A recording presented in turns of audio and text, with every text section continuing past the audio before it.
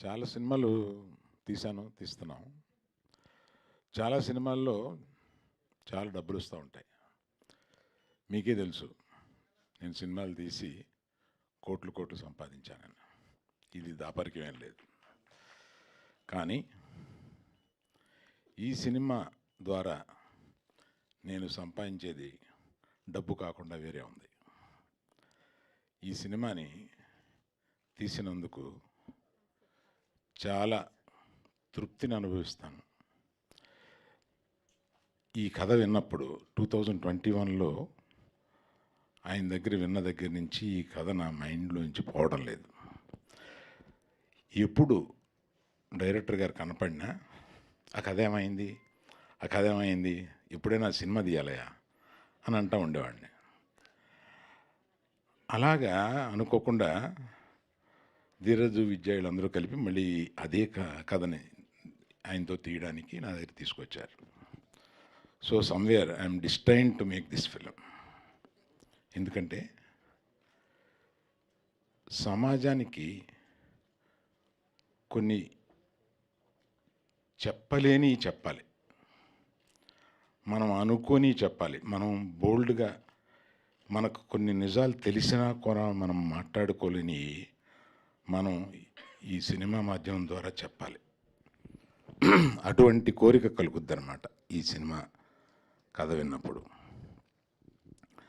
రాహుల్ లాంటి కమిటెడ్ పర్సనే దీన్ని ఆయన చెప్పేటప్పుడు ఏ ఉద్వేగం ఫీల్ అయ్యాడో ఆ ఉద్వేగంతో ఆ సినిమాని తీశారు.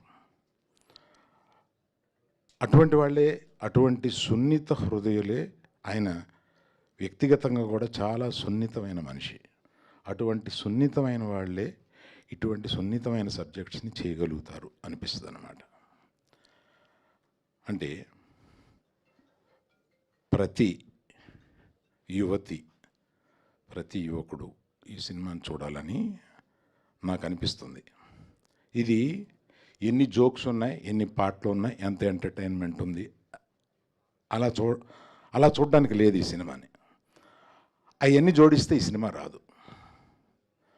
అలా చూడకుండా మన అక్క, మన చెల్లి, మన పిన్ని, ఇలాగా ఇంట్లో ఉన్నవాళ్ళు, ఆడవాళ్ళు, వాళ్ళ మనసుల్లో ఏముంటాయి, ఏ కోరికలు ఉంటాయి అంటే ఈ సినిమాని గర్ల్ ఫ్రెండ్ కాకుండా ఇంకో టైటిల్ ఏదైనా చెప్పమనంటే నీ జీవితం అంతా నేనే అని మగవాడు అనుకున్నా, ఆడది అనుకున్నా, నీ జీవితం అంతా నేనే అనేది వాళ్ళ మనసుల్లో ఏముంటుంది, వాళ్ళ మనసుల్లో ఎలా ఉంటుంది అనేది అతి సున్నితంగా చెప్పిన ఈ సినిమా అతి ఘాటుగా లాస్ట్కి వచ్చి లెగిసేటప్పుడు ఎంతమంది పర్సంటేజో చెప్పలేను, కానీ కొంతమంది ఈ సినిమా చూసి రాత్రి నిద్రపోరు. అంటే ఇట్ విల్ చేజ్ దెమ్. ప్రతి ఇంట్లోనూ ఒక జీవితంలోకి ఇది రిఫ్లెక్ట్ అవుతూ ఉంటుంది. ప్రతి అమ్మాయి తనకు జరిగినా జరగకపోయినా తన స్నేహితురాలకి జరిగి ఉంటుంది. అలా రిఫ్లెక్ట్ అయ్యి ప్రతి వాళ్ళు కనెక్ట్ అవ్వడానికి ఇది పర్టికులర్గా. నేను ఆ సినిమా సాఫీగా వెళుతూ ఉంటుంది. లాస్ట్ వచ్చేటప్పటికి లాస్ట్ హాఫ్ అన్ అవర్ అమ్మ అని అనిపించి మీరందరూ ఈ సినిమాలో చెప్పిన దీన్ని కానీ ఇంకెందుకు బోల్డ్గా ఒకటి చెప్పాలి. మీరందరూ మేము తీసిన సినిమాలకు 1.5 దగ్గర నుంచి 3.5 వరకు ఇస్తారు. మీరు ఈ సినిమాకి తక్కువ ఇవ్వడానికి ఇబ్బంది పెడతారు మీరు. అది ఎంత గొప్పగా ఆడని గొప్పనే. సో ఈ సినిమా అటువంటి తృప్తికరమైన సినిమా. ఎంత డబ్బు అని కాకుండా ఇటువంటి సినిమా తీయగలిగాము అన్న ఒక సాటిస్ఫాక్షన్ ఉంటుంది. రష్మిక,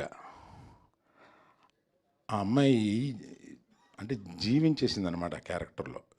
అంటే అమ్మాయి గ్రేట్ ఆర్టిస్ట్ ఎలా అంటే పలుకుద్ది. అటువంటిది ఆ అమ్మాయి she lived in to it.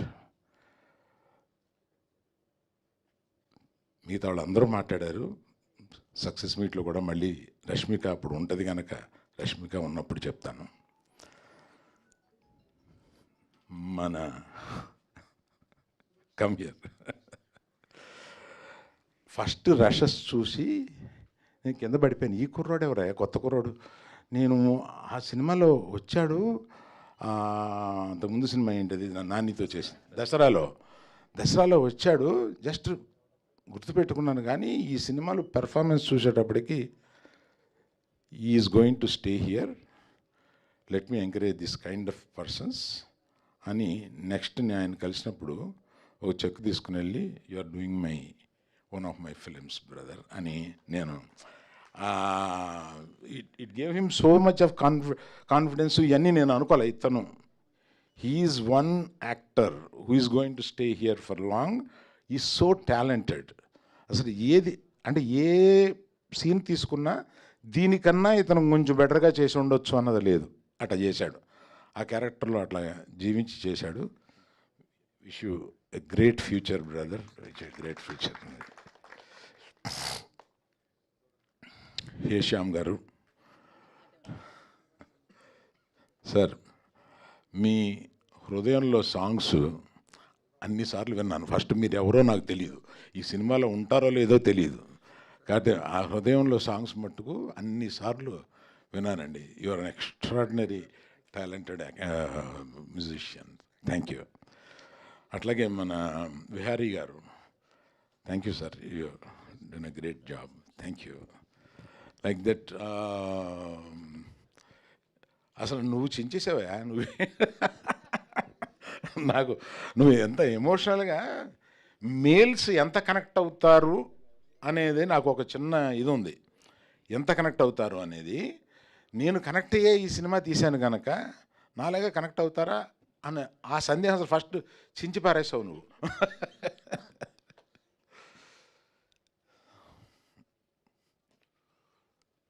So rest of all the technicians and all the, particularly the media team who have worked for this film.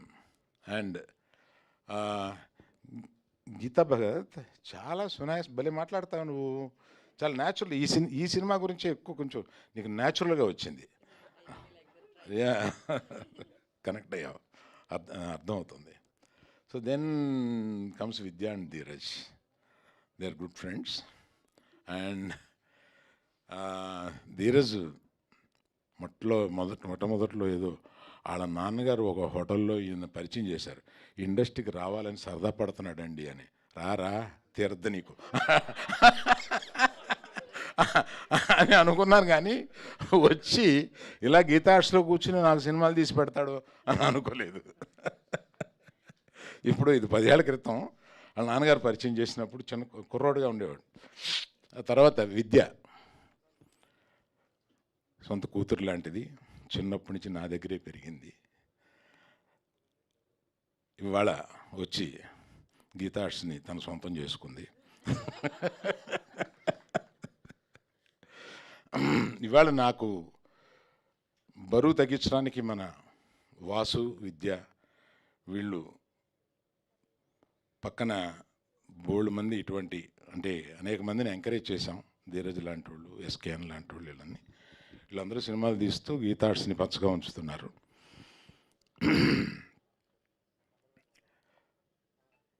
అందుకని ప్రత్యేకంగా నేను,